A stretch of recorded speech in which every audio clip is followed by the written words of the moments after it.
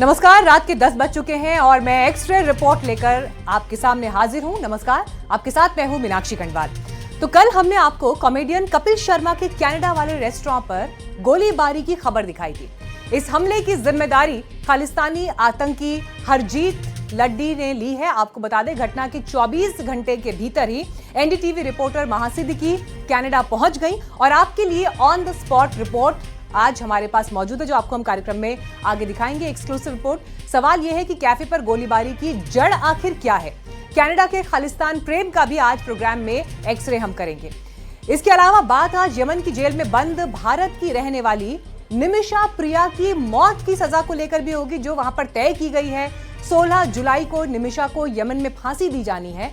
क्या निमिषा को बचाया जा सकता है, यह सवाल बना हुआ है। क्या ब्लड मनी के एवज में जिंदगी का सौदा हो सकता है। निमिषा प्रिया के केस का एक्सरे आज हमारी second lead story x-ray report में होगी।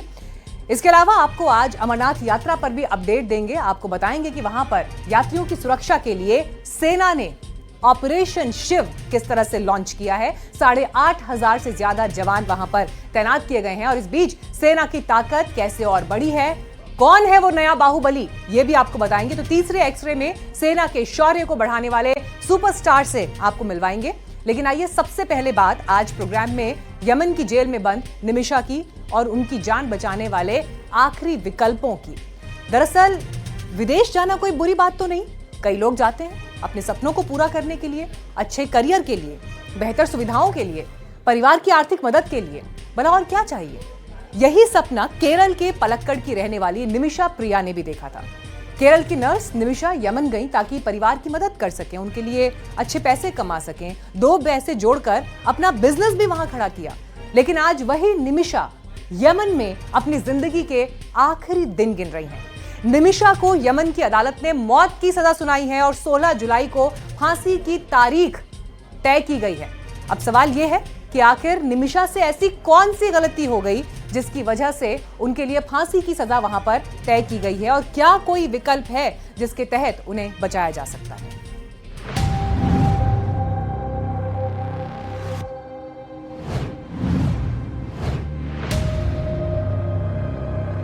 ये भारत की उस बेटी की तस्वीर है जो केरल से करीब 3500 किलोमीटर दूर यमन की राजधानी सना की जेल में बंद है। 37 साल के निमिषा प्रिया मौत के दिन गिन रही हैं। फांसी का फरमान आ चुका है, लेकिन सवाल है भारत की बेटी सना की जेल तक कैसे पहुंची। इस कहानी को शुरू से समझने के लिए फ्लैशबैक में चलना होगा।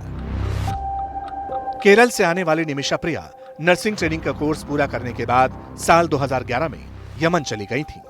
सपना इतना सा था कि अपने माता पिता को अच्छी जिंदगी दे सके। निमिषा के माता पिता दिहाड़ी मजदूर थे, इसीलिए बेटी घर वालों को सुकून की जिंदगी देना चाहती थी। शुरुआत में निमिषा ने यमन के कई अस्पतालों में दिन रात काम किया, मगर जब इतने से बात नहीं बनी तो निमिषा ने अपना खुद का क्लिनिक खोलने का फैसला किया। इसी दौरान साल 2014 में निमिषा तलाल अब्दो मेहदी के संपर्क में आई। तलाल ने निमिषा को वादा किया कि वो यमन में अस्पताल खोलने में उनकी मदद करेगा। निमिषा को लगा कि उनका सपना सच हो सकता है। दरअसल यमन में गैर नागरिक शख्स को बिजनेस शुरू करने के लिए किसी स्थानीय व्यक्ति के साथ पार्टनरशिप करनी होती है। निमिषा ने कानून के मुताबिक क्लिनिक खोलने के लिए साझेदारी की और शर्तों पर सहमति जताई। शुरुआत में सब ठीक था। निमिषा को लगा कि उनका सपना पूरा हो जाएगा। साल 2015 आते आते क्लिनिक खुल भी गया, लेकिन यहीं से दोनों के बीच मतभेद पैदा होने शुरू हो गए। जानकारी के मुताबिक मेहदी ने क्लिनिक पर कब्जा कर लिया और निमिषा को उनका हिस्सा देना बंद कर दिया। आरोप है जब निमिषा ने विरोध किया तो उन्हें धमकाया गया। निमिषा ने तलाल मेहदी पर बदसलूकी और उन्हें प्रताड़ित करने का इल्जाम लगाया। कहा यह भी जा रहा है कि मेहदी ने निमिषा का पासपोर्ट भी ले लिया था ताकि वो यमन से बाहर न जा सके। निमिषा ने मेहदी के खिलाफ पुलिस में शिकायत दर्ज कराई और साल 2016 में उसे गिरफ्तार कर लिया गया, लेकिन कुछ ही दिनों बाद वो रिहा हो गया। वहां के गवर्नर के जरिए वीडियो कॉल पर निमिषा की मां से हमारी बात हुई। हमें कहा गया कि आप निश्चिंत रहिए, हम लगातार संपर्क बनाए रखने की कोशिश कर रहे हैं। वहां पर सैमुअल जेरोम है जो यमन अथॉरिटीज से संपर्क साधे हुए हैं। सना में भारतीय एम्बेसी के लोग भी हमारी पैरवी कर रहे हैं। निमिषा की जिंदगी का ये सफर किसी फिल्मी कहानी जैसा लगता है, जिसमें एक लड़की विदेश जाती है और वहां पर एक शख्स के चंगुल में फंस जाती है। लेकिन कहानी यहीं खत्म नहीं होती। निमिषा किसी भी तरीके से अपना पासपोर्ट वापस पाना चाहती थी ताकि वो अपने परिवार से मिलने घर जा सके। इसी सिलसिले में उन्होंने 2017 में वहां के एक लोकल जेल के वार्डन से दोस्ती करने की कोशिश की और उनसे संपर्क किया। जेल वार्डन ने निमिषा को सुझाव दिया कि वो तलाल मेहदी को इंजेक्शन लगाकर बेहोश कर दे, जिससे वो अपना पासपोर्ट और दूसरे दस्तावेज हासिल कर सके। बस यही एक गलती निमिषा से हो गई। वार्डन का सुझाव मानते हुए निमिषा ने मेहदी को सेडेटिव्स का इंजेक्शन लगा दिया, मगर ओवरडोज से उसकी मौत हो गई। निमिषा अरेस्ट हुई, मुकदमा चला और साल 2017 में यमन के नागरिक की हत्या की दोषी पाई गई। तब से वो जेल में बंद है। हमें कहा गया है कि आप निश्चिंत रहिए और यमन में सैमुअल जीरोम हमारी मदद कर रहे हैं। भारतीय एम्बेसी भी हमारे परिवार के संपर्क में है, लेकिन दिक्कत यह है कि उस देश में युद्ध जैसे हालात बने हुए हैं। इस वजह से हमारे मामले में देरी हो रही है। हम लगातार कोशिश कर रहे हैं। पता यह भी चला है कि निमिषा की मां इस साल सना पहुंची और वहां पर बेटी की माफी और पीड़ित परिवार के साथ ब्लड मनी पर बातचीत के लिए रुकी हुई थी। निमिषा प्रिया मामले में अब्दुल रहीम ट्रस्ट ब्लड मनी देने को तैयार है, अगर पीड़ित परिवार इसके लिए राजी हो। आपने हमारी रिपोर्ट में एक शब्द पर गौर किया होगा, ब्लड मनी। आखिर ये ब्लड मनी होती क्या है और क्या निमिषा प्रिया को अब इसी रास्ते के जरिए राहत की कोई उम्मीद है? तो इस पर कुछ डिटेल आप समझिए। देखिए, यमन एक ऐसा देश है जो इस्लामी शरिया कानून का पालन करता है और जिस वजह से यहाँ पर ब्लड मनी का विकल्प महत्वपूर्ण है। ब्लड मनी दरअसल एक प्रकार का आर्थिक मुआवजा, आप उसे समझ लीजिए, जो दोषी की तरफ से पीड़ित परिवार को दिए जाने की पेशकश की जाती है। इस्लामिक कानून यानी शरिया के मुताबिक अगर गलती से हत्या की गई है तो ब्लड मनी का वहां पर प्रावधान है। अगर मृतक का उत्तराधिकारी यानी उनके परिवार का जो सदस्य है वो अपनी मर्जी से माफी दे दे तो फिर दोषी को तय की गई रकम देनी होगी। निमिषा के परिजन और समर्थकों ने $10 लाख यानी 8.5 करोड़ रुपए के तौर पर दिया या ब्लड मनी की पेशकश की है, जिसे मेहदी के परिवार को दिया जाना है। और यमन के कानून के हिसाब से अगर पीड़ित परिवार ब्लड मनी को स्वीकार कर लेता है तो फिर निमिषा प्रिया को माफी मिल सकती है और यहां से उनके लिए राहत की एक उम्मीद जरूर दिखाई देती है। ब्लड मनी का कानून कहता है कि इसका अंतिम लक्ष्य मानव जीवन की कीमत लगाना नहीं, बल्कि प्रभावित परिवार की दुर्दशा और पीड़ा या उनकी आय की संभावित हानि को कम करना है। और इसीलिए निमिषा की मां यमन में मेहदी के परिवार से बातचीत करने की कोशिश कर रही हैं। इस बीच हमारे देश में सुप्रीम कोर्ट भी मामले की सुनवाई के लिए राजी हो गया है। हमने याचिका दाखिल की है और कोर्ट ने मामले की अर्जेंसी को देखते हुए हमें निर्देश दिया कि केस से जुड़े दस्तावेज अटॉर्नी जनरल के दफ्तर में दिए जाएं, ताकि वो इस मामले में ये तय कर सकें कि क्या सरकार द्वारा कुछ किया जा सकता है या नहीं। अब 14 जुलाई को मामले की सुनवाई होगी। तो यमन में इस वक्त हालात बेहद खराब हैं। वहां जंग चल रही है और भारत का वहां पर कोई दूतावास नहीं है। सना की एम्बेसी जिबूती से ही ऑपरेट हो रही है और इसीलिए सीधे यहां पर दखल देना मुश्किल हो गया। हालांकि विदेश मंत्रालय और सऊदी अरब में भारतीय दूतावास मामले पर नजर रखे हुए हैं। बीते साल दिसंबर में निमिषा के परिजनों ने इस मामले में भारत सरकार से तत्काल हस्तक्षेप करने की मांग की थी। इस मामले पर भारतीय विदेश मंत्रालय ने एक बयान जारी कर हर संभव मदद का आश्वासन दिया था। पीटीआई की रिपोर्ट के मुताबिक अब एक अधिकारी के हवाले से कहा है कि भारत सरकार निमिषा की फांसी रुकवाने की कोशिश में लगी हुई है। उम्मीद है कि किसी भी तरह, चाहे डिप्लोमेटिक चैनल से या फिर ब्लड मनी, भारत किसी तरह से भारत की निमिषा की जान वहां पर बच जाए। बढ़ते हैं आगे। जान तो वैसे कल कनाडा में कैप्स कैफे के कर्मचारियों की भी बाल बाल बची। कॉमेडियन कपिल शर्मा के कनाडा वाले रेस्टोरेंट पर कल गोलीबारी हुई। हमले की जिम्मेदारी खालिस्तानी आतंकी हरजीत लड्डी ने ली। जिस जगह गोलियां चली 24 घंटे के भीतर ही एनडीटीवी रिपोर्टर बाहा सिद्दीकी ने वहां से ग्राउंड रिपोर्ट भेजी है। आखिर एनडीटीवी के कैमरे में खालिस्तान की बारूदी साजिश का सच कैसे कैप्चर हुआ, इसकी एक एक तस्वीर आपको दिखाएंगे और कैसे कपिल शर्मा खालिस्तान के ट्रैप में फंस गए। कनाडा में कपिल के कैफे पर हुई गोलीबारी के बाद मुंबई पुलिस क्यों सुपर एक्टिव है, इन सभी पॉइंटर्स का विश्लेषण देखिए इस रिपोर्ट में।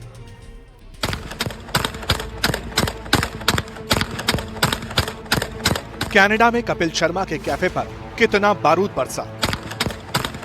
सड़क के पार उस तरफ आप देखेंगे, वहां से 8 राउंड शूटिंग हुई। ग्राउंड जीरो पर खालिस्तान की कैसी साजिश के सबूत मिले। ये देख सकते हैं आपकी यहाँ पे जो ग्लास है, जो विंडोज हैं, वो बिल्कुल शाटर हो गई हैं, बिल्कुल टूट गई हैं। खालिस्तान के बारूदी ट्रैप में कैसे फंसे कपिल शर्मा। कपिल शर्मा की ब्रांड ऑफ कोर्स उसकी वजह से भी, तो उसके चलते ये जो अभी शूटिंग हुई है उनके रेस्टोरेंट के बाहर। ऑन द स्पॉट से एनडीटीवी की सुपर एक्सक्लूसिव रिपोर्ट। गुलाबी और सफेद रंग का डेकोर, बहुत ही प्यारा डेकोर है। कनाडा के ब्रिटिश कोलंबिया का सरे शहर, वो सरे जिसे मिनी पंजाब कहा जाता है, वो सरे जिसे मिनी इंडिया कहा जाता है, उस सरे ने बुधवार रात खालिस्तान का बारूदी तांडव देखा। टारगेट कॉमेडियन कपिल शर्मा का आलिशान कैप्स कैफे बना। उस रात क्या हुआ, पहली गोली कहां से चली। एनडीटीवी रिपोर्टर को ऑन द स्पॉट खालिस्तान के बारूदी साजिश के ऐसे सबूत मिले जो कलेजा कपाने वाले हैं। मैं इस वक्त सरी की 120th स्ट्रीट पर खड़ी हूँ, जहाँ पर कपिल शर्मा जो कॉमेडियन है भारत में, उन्होंने अपना एक कैफे शुरू किया था। इस कैफे का नाम है कैप कैफे, जो आप मेरे पीछे देख सकते हैं, और ये आज सुर्खियों में बना हुआ है क्योंकि ये हफ्ते भर पहले ही स्टार्ट हुआ है, यानी कि इसका इनॉग्रेशन या सॉफ्ट लॉन्च हुआ था, लेकिन हफ्ते के अंदर ही इस पर एक टारगेटेड अटैक हुआ। जमीन पर बिखरा कांच, सारे शहर में पसरा सन्नाटा बहुत कुछ बयां कर रहा था। कैप्स कैफे पर अंधाधुंध फायरिंग कैसे हुई, वो लोकेशन क्या थी जहां से गाड़ी में बैठकर खालिस्तानी आतंकियों ने कपिल शर्मा के कैफे पर ताबड़तोड़ गोलियां दागी। कैप्स कैफे को गोलीबारी से कितना नुकसान हुआ। एनडीटीवी रिपोर्टर महा सिद्दीकी ने जब ग्राउंड जीरो पर साजिश की कड़ियों को जोड़ा तो और डरावना सच कैमरे में कैद हुआ। आप देख सकते हैं, अभी मैं आपको यहाँ पर जो प्रॉपर्टी को डैमेज हुआ है वो दिखाती हूँ। ये देख सकते हैं आपकी यहाँ पे जो ग्लास है, जो विंडोज़ हैं, वो बिल्कुल शाटर हो गई हैं, बिल्कुल टूट गई हैं, और कांच ही कांच पूरी तरफ पड़ा हुआ है यहाँ पर। तो डैमेज जो प्रॉपर्टी को हुआ वो इस वजह से हुआ क्योंकि बिल्कुल सड़क के पार उस तरफ आप देखेंगे, वहाँ से 8 राउंड शूटिंग हुई और सीधे इस तरफ यहाँ पर लगी। उस वक्त इस एस्टैब्लिशमेंट के अंदर स्टाफ था, कोई पेट्रन्स नहीं थे, लेकिन स्टाफ ज़रूर मौजूद था। सरी पुलिस के स्टेटमेंट के मुताबिक किसी भी स्टाफ को कोई इंजरी नहीं आई है। कनाडा के सरे की 120th स्ट्रीट कारोबार का हब है। यहाँ कई रेस्टोरेंट, बड़ी दुकानें हैं जिनमें रोजाना लाखों का कारोबार होता है। ग्राउंड जीरो पर एक और हकीकत से पर्दा उठा। सरे में भले ही टारगेट कपिल का कैफे बना हो, लेकिन खालिस्तान के रडार पर और भी कारोबारी हैं। ये पूरे एरिया में, इस पूरे इलाके में, जो आप मेरे पीछे देख सकते हैं, सरी का 120th स्ट्रीट है, यहाँ पर और भी बहुत सारे बिजनेस एस्टैब्लिशमेंट्स हैं। इसी रो में आप पीछे देखेंगे तो ये एक हेयर कटिंग सैलून है और आगे और भी एस्टैब्लिशमेंट्स हैं। अक्रॉस द स्ट्रीट भी आप देख सकते हैं, यहाँ पर रेस्टोरेंट्स हैं। या सरी ब्रिटिश कोलंबिया प्रोविंस में आता है और उसके जो प्रीमियर है डेविड ईबी, उन्होंने अभी हाल फिलहाल में ये बात कही थी कि जो यहाँ के बिजनेस एस्टैब्लिशमेंट्स हैं, बिजनेस कम्युनिटी जो है, उसने कंप्लेन की है कि उनको थ्रेट कॉल्स आ रहे हैं, उनको एक्सटॉर्शन कॉल्स आ रहे हैं। और डेविड ईबी का ये क्लेम है, वो ये कहते हैं कि ये जो एक्सटॉर्शन कॉल्स हैं, ये ऐसी गैंग से आ रही हैं जो भारत से ऑपरेट कर रही हैं। तो उनका ये कहना है कि वो प्रधानमंत्री मार्क कार्नी से ये कहेंगे कि वो एक स्पेसिफिक जो आउटफिट है, लॉरेंस बिश्नोई, उसको टेरर आउटफिट लिस्ट करें। अब सवाल है कि कपिल शर्मा का कैफे ही खालिस्तान के ट्रैप में क्यों फंसा। क्या मसला सिर्फ धार्मिक भावनाओं को भड़काने तक महदूद है, या फिर कैप्स कैफे पर हुए शूटआउट के पीछे और गहरी साजिश है। कहीं ऐसा तो नहीं कि भारतीय कलाकारों की बढ़ती कमाई खालिस्तान के सीने पर शूल की तरह चुभ रही है। आप देख सकते हैं कि ये अभी तक यहाँ पर 1 हफ्ते भर ही हुआ है जो सॉफ्ट लॉन्च हुआ है, और ये काफ़ी सुर्खियों में था अपने बहुत खूबसूरत डेकोर के लिए, जो मैं आपको दिखाने की कोशिश करती हूँ। अंदर गुलाबी और सफ़ेद रंग का डेकोर, बहुत ही प्यारा डेकोर है, जिसकी वजह से काफ़ी सुर्खियों में भी था, ना केवल कपिल शर्मा की ब्रांड, ऑफ कोर्स उसकी वजह से भी। तो उसके चलते ये जो अभी शूटिंग हुई है उनके रेस्टोरेंट के बाहर, ये बहुत अहम मुद्दा बन के सामने आ रही है। कनाडा में कपिल के कैफे पर गोलियां बरसी तो हरकत मुंबई में भी हुई। इस हमले के बाद कपिल शर्मा के कैफे का आधिकारिक बयान भी सामने आया। इंस्टाग्राम पर लिखा गया, हमने इस कैफे को सिर्फ एक बिजनेस के तौर पर नहीं, बल्कि लोगों के लिए एक सुकून भरा कोना बनाने के ख्वाब के साथ खोला था, जहां कॉफी हो, बातचीत हो और गर्मजोशी से भरा माहौल हो। लेकिन उस सपने को गोलियों की आवाज से चीर दिया गया। ये दिल तोड़ने वाला है। हम इस सदमे को अब भी पचा नहीं पा रहे, लेकिन हम हार नहीं मानेंगे। इस बीच अब मुंबई में कपिल शर्मा के घर के बाहर भी मुंबई पुलिस की हलचल देखी गई। ओशिवारा पुलिस कपिल शर्मा के घर पहुंची। पुलिस कुछ समय बाद वहां से निकल गई। इस दौरान उनके घर के आसपास सिक्योरिटी को थोड़े वक्त के लिए बढ़ा हुआ देखा गया। डीएलएच एन्क्लेव इसी इमारत में कपिल शर्मा अपने परिवार के साथ 7वें और 9वें मंजिल पर रहते हैं, और थोड़े ही समय पहले ओशिवारा पुलिस के जो कुछ कांस्टेबल्स हैं वो कपिल शर्मा के घर पहुंचे, और कुछ समय बाद वो वहां से निकल भी गए। इसी बीच उनके घर के आसपास सुरक्षा के थोड़े समय के लिए भी जो है वो बढ़ा हुआ नजर आया। फिलहाल ऐसा कहा जा रहा है कि सूत्रों का कहना है कि पुलिस ने कपिल की सुरक्षा में कौन सी एजेंसी तैनात है, कितने गार्ड्स हैं और ऐसी तमाम जानकारी जुटाई। और सूत्रों का ये भी कहना है कि गोरेगांव फिल्म सिटी के स्थित कपिल शर्मा के शूट सेट पर पुलिस की पेट्रोलिंग बढ़ा दी गई है। महज 7 दिन पहले ही कपिल शर्मा ने सरे में कैप्स कैफे खोला। 7 दिन के भीतर ही कैप्स कैफे पर फायरिंग होना क्या प्री प्लान साजिश की तरफ इशारा करता है? क्योंकि शूटआउट के 24 घंटे के दरमियान फायरिंग की जिम्मेदारी आतंकी हरजीत सिंह लड्डी ने ली। वही हरजीत सिंह लड्डी जो एनआईए की लिस्ट में मोस्ट वांटेड है। अब कनाडा टू मुंबई पुलिस इन्हीं कड़ियों का सच खंगाल रही है। कनाडा के सरे से महासिद्दीकी के साथ ब्यूरो रिपोर्ट, एनडीटीवी इंडिया। तो एनडीटीवी इंडिया पर ये एक्सक्लूसिव ग्राउंड रिपोर्ट आपने देखी। लेकिन देखिए, कनाडा में पंजाबी कलाकारों को टारगेट करने का ये कोई पहला केस नहीं है। लिस्ट लंबी है। कई बार गैंगस्टर प्रोटेक्शन मनी के तौर पर धमकी भरे फोन कॉल करते हैं, तो कई बार आपसी रंजिश के तहत भी कलाकार की हत्या तक कर दी जाती है। पंजाबी सिंगर सिद्धू मूसेवाला के साथ यही हुआ था। लॉरेंस बिश्नोई गैंग के गोल्डी बराड ने हत्या की जिम्मेदारी ली थी। बहरहाल कनाडा में पंजाबी सिंगर्स और कलाकारों को गोलियों के दम पर धमकी कब कब दी गई, इसकी टाइमलाइन हमारे पास मौजूद है। कनाडा के वैंकूवर में पंजाबी गायक एपी ढिल्लों के घर के बाहर 1 सितंबर 2024 की रात फायरिंग हुई थी, और इसका एक वीडियो भी बाकायदा सोशल मीडिया पर वायरल हुआ, जिसमें एक शख्स ढिल्लों के घर के बाहर 14 राउंड गोलियां चलाता हुआ दिखा। लॉरेंस बिश्नोई और रोहित गुदारा गैंग ने इस हमले की उस दौरान जिम्मेदारी ली थी। 4 फरवरी 2025 को सिंगर ढिल्लों के घर पर गोलीबारी हुई। फायरिंग के बाद आरोपियों ने एक पोस्ट शेयर कर हमले की जिम्मेदारी ली, और म्यूजिक इंडस्ट्री में दबदबे को लेकर भी इस दौरान बहुत कुछ लिखा गया। इसमें जेंटा खरड़ ने फायरिंग की जिम्मेदारी ली, जो ऑस्ट्रेलिया में रहता है और जयपाल भुल्लर गैंग से जुड़ा है। जेंटा खरड़ को खालिस्तानी आतंकी अर्श डाला का भी करीबी माना जाता है। नवंबर 2025 में कनाडा के टोरंटो में 100 राउंड फायरिंग हुई, और वहां पर कई भारतीय सिंगर्स के स्टूडियोज भी थे, और इस मामले में 16 लोग अरेस्ट हुए। 23 हथियार भी इस दौरान बरामद किए गए थे। 26 नवंबर 2023 को कनाडा में मशहूर पंजाबी सिंगर गिप्पी ग्रेवाल की कार पर ताबड़तोड़ फायरिंग हुई। फायरिंग में गोली कार में लगी। हालांकि इस हमले में गिप्पी बाल बाल बचे थे। Where they then post the media, the social media themselves, post their crime online. They post their crime online, and then they take responsibility for it. This is usually what you expect in Yemen or Pakistan or Somalia or other places in the Middle East where a terrorist attack happens, and then a group enthusiastically wants to take credit for it because they're a terror organization. तो Canada gangsters के साथ साथ भारत विरोधी सोच रखने वाले खालिस्तान की भी पनाहगाह है। कितने आतंकी ऐसे हैं जो भारत में मोस्ट वांटेड हैं, लेकिन कनाडा ने उन्हें आश्रय दिया हुआ है। वहां वो नागरिक बनकर भी रह रहे हैं। सवाल है कि कनाडा और खालिस्तान के बीच इस गठजोड़ की शुरुआत हुई कैसे? कनाडा कब से खालिस्तान को खाद पानी दे रहा है?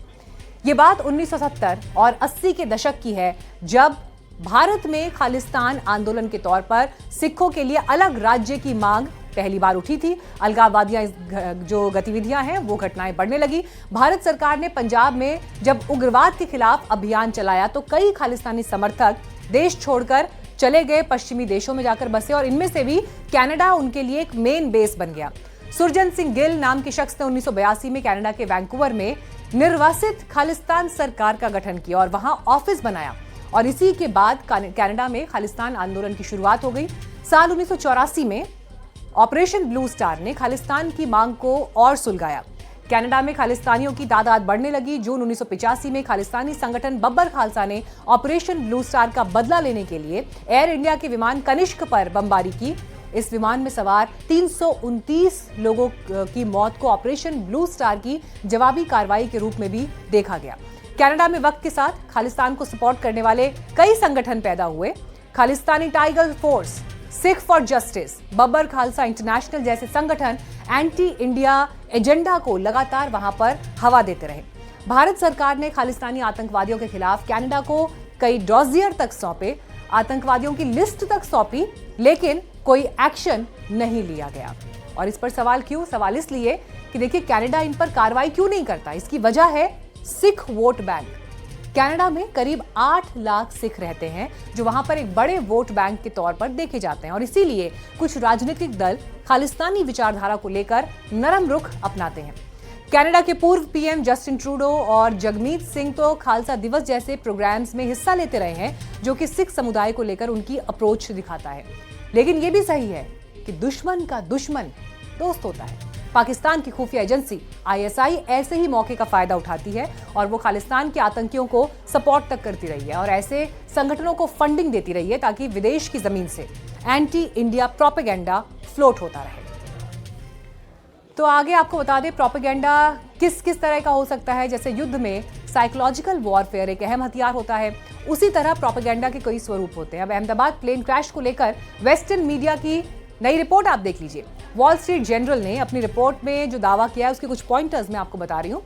अहमदाबाद प्लेन क्रैश की शुरुआती जांच में अभी तक बोइंग 787 ड्रीम लाइनर विमान में कोई तकनीकी खराबी सामने नहीं आई है।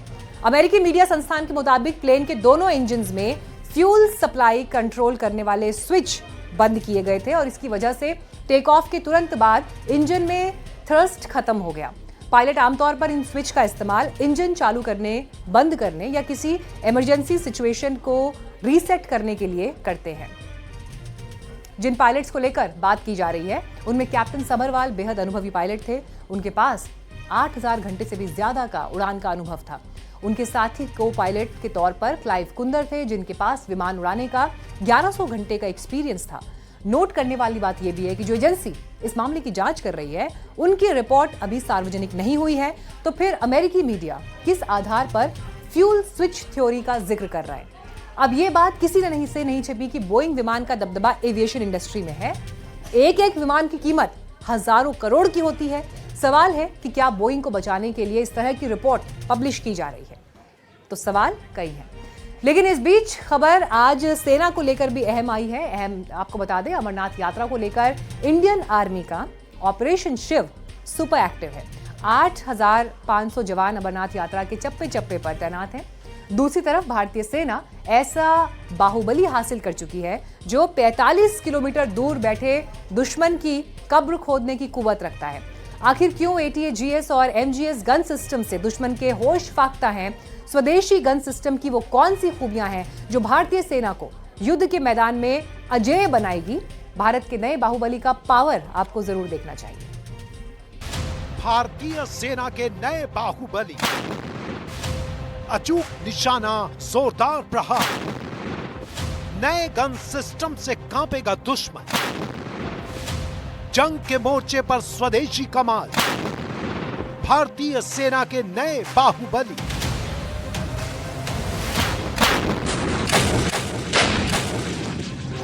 एक तरफ MSG यानी माउंटेड गन सिस्टम और दूसरी तरफ advance towed artillery gun system. भारतीय सेना के लिए भारत में बने ये दो शक्तिशाली गन सिस्टम तैयार हैं दुश्मन को धूल चटाने के लिए। ये इतने शक्तिशाली हैं कि इनके प्रहार से टारगेट पूरी तरह ध्वस्त हो जाएगा। हम आपको एक एक करके दोनों सिस्टम के बारे में बताने जा रहे हैं। इनकी ताकत और इनकी क्षमता के बारे में बताने जा रहे हैं। डीआरडीओ ने इस गन को बनाया है, पूरी तरह से अत्याधुनिक है, यानी ऑटोमेटिक है। आप देख सकते हो। और सबसे बड़ी बात इसको बता दें कि 60 मिनट के अंदर 60 गोले दाग सकता है, यानी तड़ तड़ तड़ तड़ कर 60 गोले दाग सकता है। और इसमें क्रू की बात करें तो 6+1 यानी 7 क्रू होते हैं। गोले भी इसमें ऑटोमेटिक आते हैं, जैसा आप चाहें वैसे अपने हिसाब से सेट कर सकते हैं। और सबसे बड़ी बात कि अगर दुश्मन को अगर सपोज कीजिए कि पता भी लग जाता है इसकी पोजीशन या लोकेशन, तो 2 मिनट के अंदर इसकी लोकेशन को आप चेंज कर सकते हैं और जहां चाहिए इसको आप तैनात कर सकते हैं। रेगिस्तान में भी तैनात कर सकते हैं, चाहे सियाचिन जैसे डिफिकल्ट एरिया की बात हो या कोई भी पहाड़ी एरिया की बात हो। ट्रायल एंड टेस्टेड है।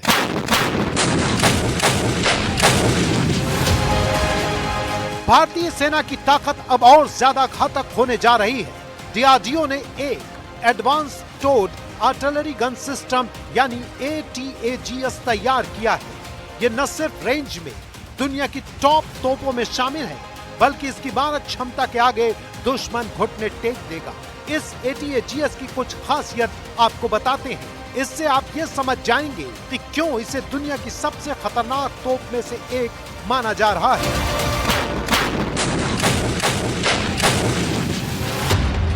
ये एक आधुनिक तोप है। ये टो यानी खींच कर ले जाई जाने वाली तोप है। इसकी अधिकतम फायरिंग रेंज 48 किलोमीटर तक है। इसमें 25 गोले रखने की क्षमता है। बर्स्ट मोड में ये 85 सेकंड में 6 गोले दाग सकती है, जबकि सामान्य फायरिंग में 60 गोले प्रति मिनट। दुनिया में किसी भी तोप में इतनी कुवत नहीं है कि वो 48 किलोमीटर दूर बैठे अपने दुश्मन को तबाह कर सके। सबसे बड़ी बात यह है कि इस तोप में 85% साजो सामान देश में ही बना हुआ है। बाकी जो 15% बाहर से मंगाया गया है, जल्द ही वो भी देश में बनने लगेगा। इस शानदार तोप को डीआरडीओ की पुणे स्थित प्रयोगशाला armament research and development establishment यानी ARDE ने बनाया है। अटैक्स के निर्माण में भारत फोर्स और टाटा एडवांस सिस्टम्स प्रमुख भागीदार हैं। इतना खतरनाक है कि क्योंकि इसका रेंज बहुत ज़्यादा है और इसका इक्विवेलेंट सिस्टम दुनिया में नहीं है। लेथैलिटी रेडियस है 50 मीटर्स है। हम इसका ये प्रोजेक्टाइल जो है इसमें यूज़ करता है 155 mm कैलिबर का होता है। इसका प्रोजेक्टाइल लेंथ है 1 मीटर है। उसमें एक्सप्लोजिव एलिमेंट जो है अराउंड 9 kg रहता है। जब ये प्रोजेक्टाइल हम दूर तक फायरिंग करते हैं, वो एरिया में अराउंड 50 मीटर्स रेडियस तक डैमेज कर सकता है। रूस यूक्रेन युद्ध ने दिखा दिया है कि ऐसी गन दुश्मन के इलाके में कितनी तबाही मचा सकती है।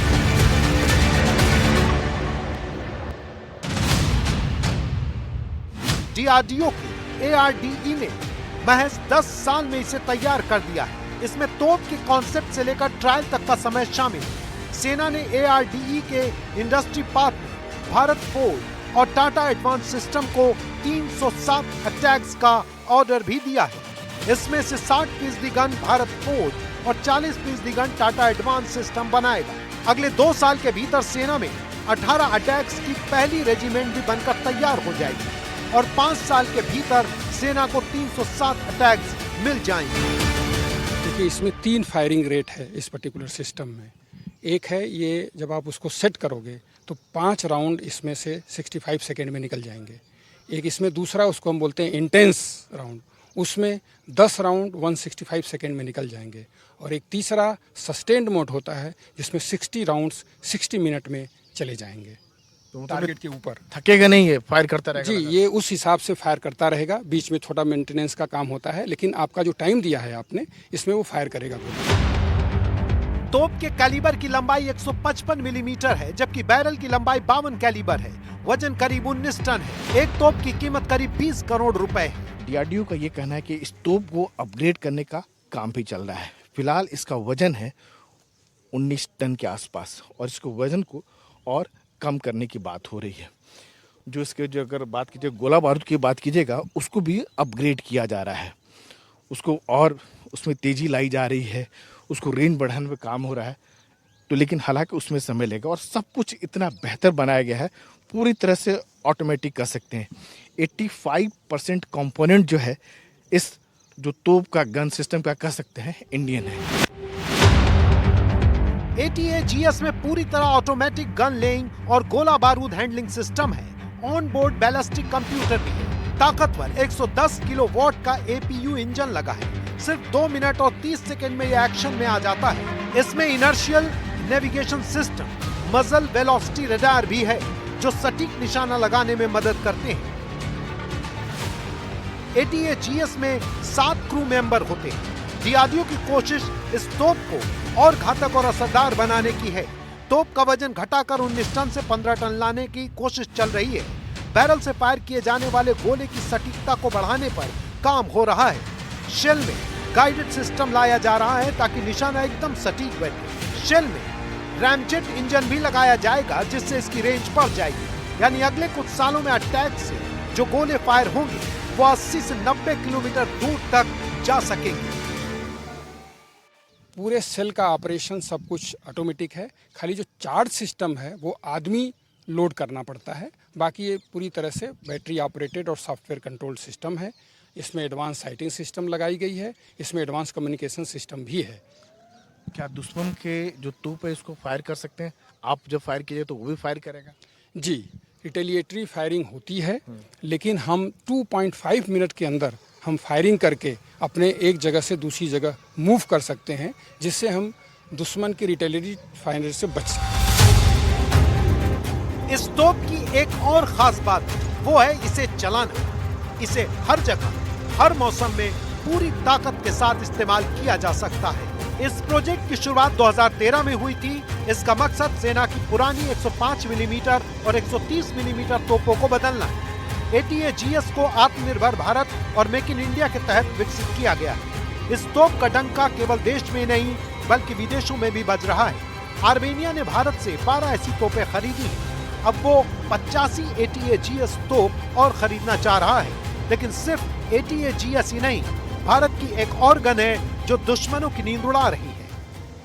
हमारा वेंडर्स है, वेल क्वालिफाइड है, उसका प्रोडक्शन कैपेसिटी भी उसके पास है और ऑलरेडी ये भारत फौज ने एक्सपोर्ट भी किया है इस सिस्टम को। सो पूरा प्रोडक्शन फैसिलिटी एस्टेब्लिश किया है। मतलब इसकी धूम जो है देश में नहीं बल्कि विदेश में भी है सर? बिल्कुल बिल्कुल बिल्कुल। क्या और भी इच्छा जाहिर करें? हमारे पास अभी तक भारत फौज ने 12 नंबर का गन सिस्टम आर्मेनिया को सप्लाई किया है। और अब माउंटेड गन सिस्टम की बात। रेगिस्तान से लेकर ठंडे पहाड़ी क्षेत्रों तक हर जगह काम करने की क्षमता। इसे 6x6 हाई मोबिलिटी वाहनों से खींचा जा सकता है। ATAGS का एक ट्रक माउंटेड वेरिएंट भी है जो 8x8 हाई मोबिलिटी वाहन पर आधारित है, जिसका वजन 30 टन है। ये शूट एंड स्कूट वाली फायर करके तुरंत हटने की क्षमता रखता है।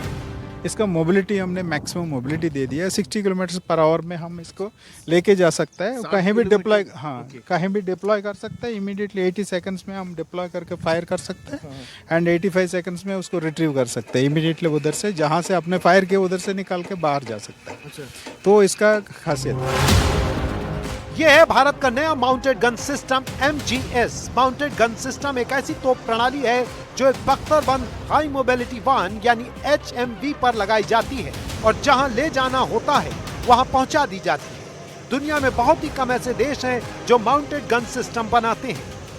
अगर आप देखें तो ये फुल बुलेट प्रूफ है, यानी दुश्मन का कोई अगर स्प्लिंटर फायर करता है तो इस पर जो अंदर बैठा रहेगा उस पर कोई असर नहीं पड़ता है। इसमें टोटल 7 क्रू आ सकते हैं और इसके टायर भी देखें कितना मजबूत है टायर है। खास तौर से ऊबर खाबर अगर रास्ते की बात करें उसके मूवमेंट के लिए ऊबर खाबर जो जगह है 60 किलोमीटर प्रति घंटे की रफ्तार से ये चल सकता है। और ये जो गन की अगर बात करें तो 45 किलोमीटर दूर जो है ये फायर कर सकता है। 45 किलोमीटर दूर और जो 50 स्क्वायर मीटर का जो एरिया होता है उसको पूरी तबाह कर सकता है। DRDO के vehicle research and development establishment का माउंटेड गन सिस्टम पूरी तरह तैयार हो चुका है। माउंटेड गन यानी एक ऐसी गन जिसे एक आर्म्ड व्हीकल में तैनात किया जाता है। इसका सबसे बड़ा फायदा ये है कि इसे आप कहीं भी ले जाकर तैनात कर सकते हैं, फटाफट कहीं से भी हटा सकते हैं। माउंटेड गन होने का फायदा ये है कि आप गन की लोकेशन तुरंत बदल देते हैं, उससे दुश्मन गन पर सटीक रिवर्स फायर नहीं कर सकता है। जिस जगह पर यह गन अपना लक्ष्य भेजती है वहां पर करीब 50 स्क्वायर मीटर का इलाका तबाह हो जाता है। हाँ, 85% ऑफ द ये जो गन है, जो एंटायर सिस्टम है, इंडिजिनस है। 85%। ये जो फर्स्ट प्रोटोटाइप में हमने 85% हासिल किया, तो आगे जाके इसको 95% तक लेके जाएंगे इसको। और क्या देश में बना हुआ है, स्वदेशी है, तो क्या इसमें क्वालिटी में कुछ कंप्रोमाइज हुआ है कि दुनिया के किसी भी गन सिस्टम की बात करते तो कंपेयर किया जा सकता है? दुनिया के किसी की गन के तुलना में बेहतर है जो परफॉर्मेंस में, उसका जो लाइफ साइकिल मैनेजमेंट है, life cycle calculations we have done it. So generally we are looking at 20 to 25 years of life cycle of this gun. रेगिस्तान हो या समतल इलाका या फिर सियाचिन या उत्तर पूर्वी राज्यों का पहाड़ी इलाका, हर जगह इसे तैनात कर सकते हैं। इसे रेल या फिर C-17 ट्रांसपोर्ट विमान से कहीं भी लाया ले जाया जा सकता है। ये गन सिस्टम पूरी तरह से देसी है। इसकी रेंज करीब 45 किलोमीटर है। 1 मिनट में ये 6 राउंड फायर कर सकती है। सिर्फ 85 सेकंड में ये गन फायरिंग के लिए तैयार हो जाती है। ये भी पूरी तरह से ऑटोमेटिक है। भारतीय सेना को ऐसे करीब 700 से 800 माउंटेड गन की ज़रूरत है और ये सब कुछ DRDO ने तैयार किया हुआ है। अगर आप ऐसा गन अगर बाहर से खरीदना चाहते हैं तो उसकी कीमत आएगी 35 से 40 करोड़। लेकिन अगर हिंदुस्तान में अगर जो बना हुआ है तो फिलहाल इसकी जो कीमत है, टोटल डेवलपमेंट कॉस्ट की बात करें, करीब 15 करोड़ के आसपास आता है। लेकिन अगर जैसे ऑर्डर मिलता है तो इसकी कीमत और भी कम हो जाती है। और सबसे बड़ी बात है कि आत्मनिर्भर भारत जो कहते हैं उसका ये प्रतीक है DRDO। 155 मिलीमीटर 52 कैलिबर, यानी जो इसका जो डायमीटर होता है उसके हिसाब से होता है माउंटेड गन सिस्टम। दुनिया में बहुत कम देश हैं और कम देश में अब भारत भी शामिल हो गया है जिसके पास अपना जो है माउंटेड गन सिस्टम है। इसके क्रू में 7 लोग होते हैं। व्हीकल में आगे केबिन बुलेट प्रूफ है ताकि क्रू सुरक्षित रहे। ये मात्र 2.5 साल में बनकर तैयार हुई है। फिलहाल कीमत है सिर्फ 15 करोड़ रुपए। इसी तरह की गन अगर आप विदेश से मंगाते हैं तो 30 से 35 करोड़ एक गन की कीमत हो जाती है। VRDI का कहना है कि अगर ज्यादा ऑर्डर मिलता है तो इसकी कीमत और भी कम हो सकती है। As an today international market में ये गन को ये पैरामीटर्स के साथ देखा गया है तो कम से कम 35 to 40 करोड़ का कॉस्ट है। सो एज एन टुडे हम जो डेवलप किया गया इंक्लूडिंग और डेवलपमेंट कॉस्ट उसके हिसाब से कैलकुलेट किया गया तो गन एज सच 15 करोड़ में इंडिया में बन जाएगा। और अगर नंबर होगा तो और सस्ता हो जाएगा। नंबर जो रिक्वायरमेंट प्रोजेक्ट किया गया आर्मी 700 है, तो 700 के हिसाब से देखा गया तो डेफिनेटली वो और भी कम हो जाएगा। भारतीय सेना को कम से कम 700 से 800 माउंटेड गन की जरूरत है, जबकि अभी सेना के पास ऐसी एक भी गन नहीं है। दुनिया में गिनती के ही देश हैं जो माउंटेड गन बनाते हैं। अब उनमें से भारत एक है। दुनिया में बहुत कम देश हैं और कम देश में अब भारत भी शामिल हो गया है जिसके पास अपना जो है माउंटेड गन सिस्टम है। यानी जब जरूरत पड़ेगी तो इस सीमा पर जा सकता है, दुश्मन के छक्के छुड़ा सकता है। जिस तरह से रूस और यूक्रेन युद्ध में दुनिया ने देखा ऐसे जो माउंटेड गन सिस्टम हो जिसके ज़रूरत के मुताबिक आप कहीं भी मूव कर सकते हैं। यानी सियाचिन में मूव कर सकते हैं, अरुणाचल में मूव कर सकते हैं, कहीं भी लेके जा सकते हैं। तो दुश्मन खबरदार रहें, भारत के पास एक ऐसा गन आ गया है जिसे आप कहीं भी तैनात कर सकते हैं। और इसका जो निशाना है 45 किलोमीटर दूर तक निशाना बिल्कुल नहीं चूकता है।